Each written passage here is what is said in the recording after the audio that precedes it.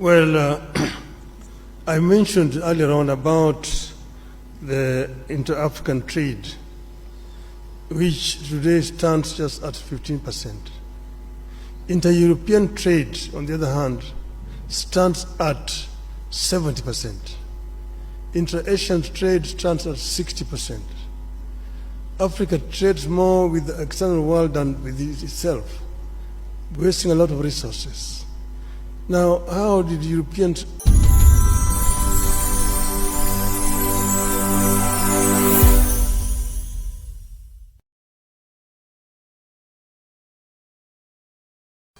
Ladies and gentlemen, welcome to FJ Media. Kwa wale wajapiga subscription, nasema mpige subscription kwa FJ Media kwa sababu hapo ndo tuwaambia news mtakuwa mnapata moto moto. So kwa leo tunaenda direct to the topic. Bwana Conspeak, ndio hiyo. Unasema ongezi namna gani? Leo unajua ni weekend. Naona umetokelezea. Sasa unajua sasa wanasemaga Raila jana, unajua tuliona alikuwa debate moja wazimu sana. Na tunamuombea sana aweze kushinda hiyo chairmanship. So kwanza kabla tujaendelea na mjadala, kuna bima. Kwa wale wanataka kusafiri kwenda reserve, kuna third party mzuri sana, na hiyo ndio iko na bei nafuu, na hiyo ndio ya Wakenya, na hiyo ndio Wakenya wanapenda zaidi. bima, kosa uchekwe. Ule mtu hajachukua bima, sijui anataka insurance gani. Eastern Africa Central, bima ndio na control capital city. So bwana CEO, ndio kabla tuende mbali, wacha kwanza tusikie kuanzia kwa Raila Molo Odinga, kuanzia kwa huyu candidate wa Djibouti na Madagascar. Wacha tusikie vile walikuwa wanaongea kwanza one by one. That is possible. Your Excellency Randy Mandrato, it's your turn, sir. 4 minutes. Je ne pense pas. Well, I do not think that Pan-Africanism is actually dying out. No, because Pan-Africanism is in us. We are Pan-Africanists. You cannot erase the history of this continent, the history which also includes the efforts of our diaspora. So Pan-Africanism is really not dying in Africa. It is true that we all have a huge responsibility. The current generation that we have to work to make sure that the future generation should not forget what our founding fathers actually had in mind when they were establishing the OAU, so that all those who are in Africa should continue to live the same dream the same dream. We inherited this continent from our founding fathers, and we have the Africa that we want. The Africa that we see is the Africa where we live in, and the Africa that we want is the Africa that we want to prepare, and which we must prepare. And so there is a clear difference between the Africa in which we are and the African Union, which is our own home, the common house. And if the African Union Commission does not put in the right resources, the human resources and the financial resources, even the diplomats and the military, we will not get to where we want to be. And so I am of the opinion that it all depends on the will of the people to go beyond the challenges that we face today. We all know the problems of our African Union today. There are certain aspects that do not meet the expectations of the people. For example, the SACA audit that was prepared by experts proposing reforms that have to be undertaken. We also have reforms that were undertaken in 2016. So we need to undertake those reforms to ensure that the African Union can actually rise to the challenges. The regional economic communities also have a role to play. I went to COMESA for several years and actually saw the efforts undertaken by countries of COMESA and East Africa. And we see Tunisia, Egypt in COMESA as well, and this will continue. We have the Abuja Treaty actually defined gradual integration at the regional level and then continental level. And I know we will get there. And I am going to work with the members of the next commission so that together we can actually make all of this easy. And lastly, I think we should also bear in mind, we should also think about the military bases, the foreign military bases in Africa, in African countries.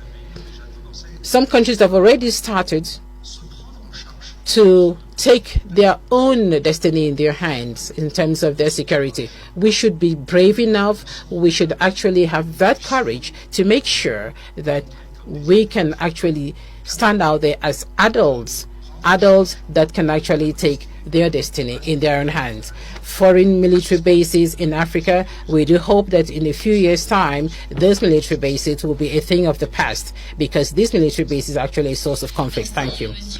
Thank you very much, Excellency Raila Mandriato, candidate of Madagascar. Now we listen to Raila Amolo Odinga, candidate of Kenya. Thank you. Well, I mentioned earlier on about the inter-African trade, which today stands just at 15%. Inter-European trade, on the other hand, stands at 70%. Inter-Asian trade stands at 60%. Africa trades more with the external world than with itself, wasting a lot of resources. Now, how did Europeans come from behind and leapfrog and overtake Africa? That is something that we need to ask ourselves. But here we need to now look forward to see how we can be able to make use of this huge domestic market that we have. We have a population of 1.4 billion people. And that is what has helped China. China did two things. One was to train the younger generation, the youth, so that they had a very highly skilled manpower. And when they liberalized their economy, the manufacturing units in the West rushed to China. If you go to China, for example, take the automobile, the Ford, the Jeep, the BMW, the Mercedes, the Toyota, the Nissan, they're all there in China. And because there was cheap, highly skilled, cheap labor, secondly, cheap raw material. The raw materials which they were actually getting originally from Africa. And that is how China has managed to develop a 600 million people middle class. Africa can be able to fill the gap which is being left down there by China by actually coming together and opening up. So we need to come together as Africa and create an African market which will be able to attract investors to come to our continent. Africa is the youngest continent in terms of population. 70% of our population is below the age of 35. That is a big bonus.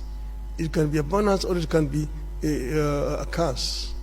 If the youth are not empowered, given requisite knowledge and skills, they become a drug to society, drunkards, drug addicts, and criminals.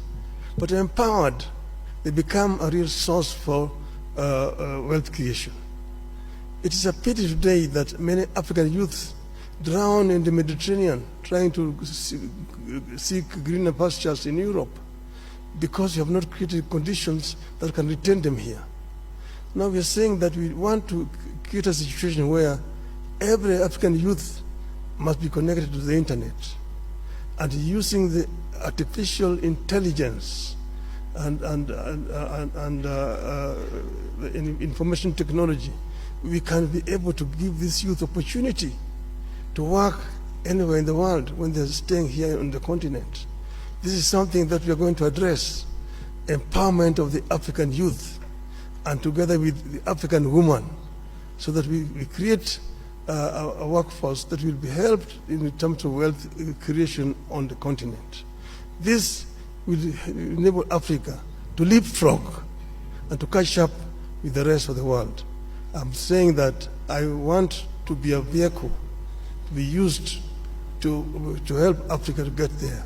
We will work together with all the leadership in the continent so that Africa moves. Thank you, Your Excellency. Thank you very much, Your Excellency Raila Odinga, finishing us on the third round. And now we move into the fourth and final round, and I give my sister the opportunity to open the envelope and tell us what the first or the last question rather is. And ladies and gentlemen, as a form of a reminder, after this we have a quick break, and after the break each of our esteemed candidates will have 2 minutes to share their closing remarks. Fatima?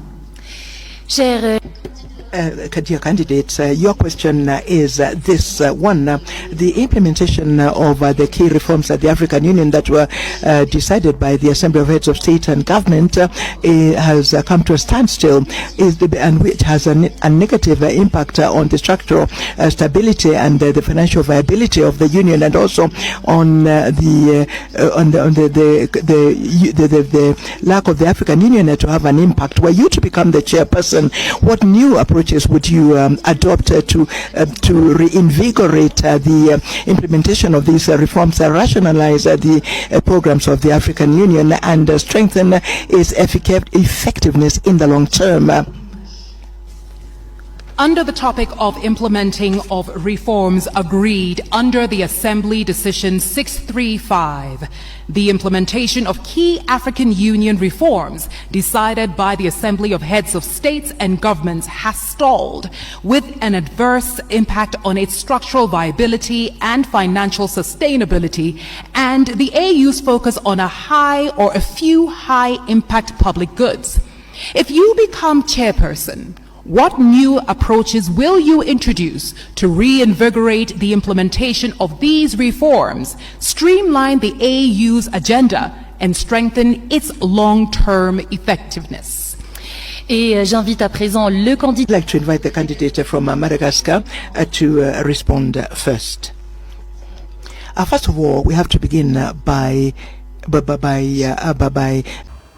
Umesikia vile hiyo watu wameanza kuchambua na mimi vile naona hii round na ndo tunasemaga na Kikongo muzina na kitata ya Zambe na yani ni maombi ni maombi tunamuombea hii kiruka hii kiruka sijui itakuwa nini. Wewe vile hiyo debate uliona bwana Ongezi, uliona hiyo debate ilikuwa namna gani? Hiyo debate ilikuwa mzuri sana. Na naona hata former prime minister alituwakilisha vizuri. Hata vile alikuwa na articulate issues zake, akipeana background yake vile alitoka. Kuna niliona alisema walikuwa wa South Sudan. Na wana hii kipindi ndio imejua vizuri. Wanacheza East Central Africa. Wanacheza East Central Africa. Akasema ni engineer, ana familia vizuri. Pale ilinifurahisha ni pale alipick kutoka kwa mambo yake ya vile alikuwa infrastructure development. Representative wa Africa. Alichambua vizuri vile alieleza hizo mabarabara from Cape Town to Cairo, from Dakar to Senegal, wapi unajua? Hata kuna wengine nasikia mtu ametembea Afrika na anajua. Kwa hivyo nikaona hiyo knowledge na kupanua Afrika vile ni vile tumeona infrastructure kitu muhimu. Akikuwa hiyo nafasi anaweza fanya kitu kubwa. Hapo nimekubaliana na wewe. Unajua Raila Amolo Odinga infrastructure ni ako sawa. So wewe unaona kwa hizo issue articulate jana. Kwa hiyo makandidate wote vile uliona wako watatu. Uliona nini changamoto ile Raila aliweza kusema, ama huo candidate wa Djibouti ama wa Madagascar, uliona kuna changamoto yote, ama uliona kulingana na wewe ulifuata hiyo debate, uliona mambo ilikuwa nilifuata hiyo debate, niliona kila mtu alikuwa na different approach. Kila mtu alikuwa na different opinion. Na wote walikuwa sawa. Naweza wapatia wote wanacheza between 75 na 80, wote tu wanashindania kidogo. Isipokuwa Djibouti alirely sana kwa issues za policy. Policy za kuimprove Afrika na njia tofauti, agriculture nini, foreign relationship, vile atakuwa wana generate pesa wenyewe, funding yao kama Afrika.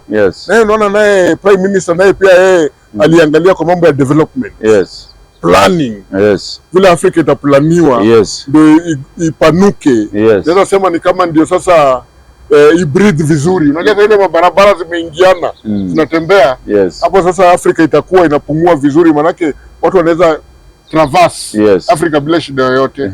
So naona huyu alirely on development and infrastructure, planning. Huyu mwingine alirely, huyu Djibouti alikuwa sana sana pande ya policy making. Ule mwingine niliona ni kama alikuwa wa kusindikiza watu. Huyo Madagascar. Huyo ni kama Noah yuko. Ule ni kama Wajakoya ile mwingine. Ndio yuko bara mdharau. Lakini pia farasi umesema ni mbili. Farasi ni mbili hapo. Farasi ni mbili. So umesema farasi ni mbili. Na vile mimi pia niliweza kuangalia, na vile nilifuata hiyo debate. Niliona Wakenya wengi sana walikuwa naona hiyo kitu, na niliona hata Wakenya wengi sana wanatakia Raila Amolo Odinga aweze kushinda, kwa sababu tunajua Raila Amolo Odinga asiposhinda hiyo